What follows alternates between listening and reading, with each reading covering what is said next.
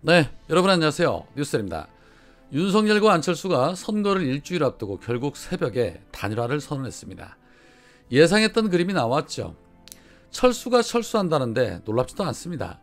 마지막 TV토론까지 마쳤던 두 사람이 결국에 그동안 국민들을 기망하고 가지고 놀았습니다.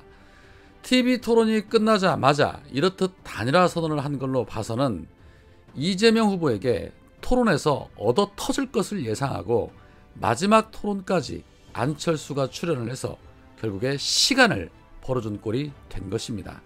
모든 것이 철저하게 계산된 움직임이었던 것이죠. 거기에 이 윤석열과 안철수는 어제 넥타이까지 똑같은 색깔을 하고 나왔는데 결국에는 우연이 아니었던 겁니다. 오늘부터 여론조사 공표가 금지되는 기간인데 그 부분도 충분히 염두에 둔 것으로 보입니다. 최근에 이재명 후보의 지지율이 급상승하고 윤석열의 지지율이 하락하면서 다급해진 윤석열 입장에서 마지막 압박 카드를 꺼내든 것이 아닌가 생각됩니다. 표면적으로는 안철수가 먼저 단일화를 제안했다고 밝혔지만 그 뒷면에는 안철수가 도저히 버틸 수 없는 압박 카드가 있었지 않았을까 하는 의구심이 생깁니다. 특히 안철수는 대선 이후에 즉시 합당을 추진하겠다라고 밝혔습니다. 이 정도면은 단일화가 아니라 사실상 백기투항을 한 것입니다.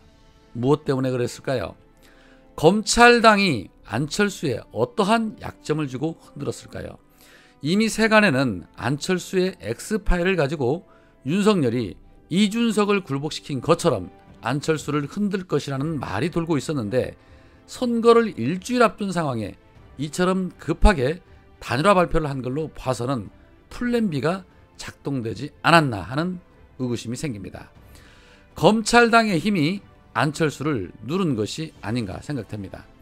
자, 문제는 이 단일화를 통해서 안철수를 지지하던 표가 그대로 윤석열에게 흡입이 될 것이냐인데 물론 상당수 흡입이 될 수도 있지만 꼭 그렇지도 않습니다. 안철수를 지지했던 사람들 중에 이재명 후보와 윤석열의 비호감 때문에 마지못해 안철수를 지지했던 사람들이 적지 않았기 때문에 윤석열에게 아주 유리하다고 판단할 수는 없습니다. 지금의 단일화는 오히려 역풍맞기 딱 좋습니다. 어제 JTBC가 보도한 내용에 따르면 윤석열과 안철수의 단일화에 대한 질문에 필요하다라는 응답이 37.8%, 필요하지 않다라는 응답이 56.6%였습니다. 부정 여론이 더 높았습니다. 국민들은 단일화가 의미가 없다라는 것을 너무나도 잘 알고 있다는 겁니다. 결국엔 이 철수가 철수했는데 괜히 간철수라는 별명이 있는 게 아닙니다. 과연 이 두 사람의 단일화가 대선 이슈를 빨아들일 수 있을까요? 저는 그렇지 않다고 봅니다. 진정성 1도 없는 선거 전략으로 국민을 기만한 이번 단일화는 분명히 국민들의 심판은 받게 될 것이다. 고로 우리는 끝까지 밭을 갈아야 할 것이고 내일부터 이루어지는 사전투표에 적극 참여를 해서 대선 승리 만들면 됩니다. 황희석 변호사가 이런 말을 했습니다. 예상된 그림, 속으로는 어떻게 반응하더라도 밖으로는 함부로 말하거나 글을 쓰지 말자. 모든 것은 원래 하던 대로 묵묵히 밭을 일구는 일에 달려있다. 지금이라도 전하기 라는 말씀을 하셨고 최강욱 의원은 이렇게 말합니다. 투표하면 이깁니다. 그렇습니다. 닥치고 사전투표입니다. 투표하면 우리가 이깁니다.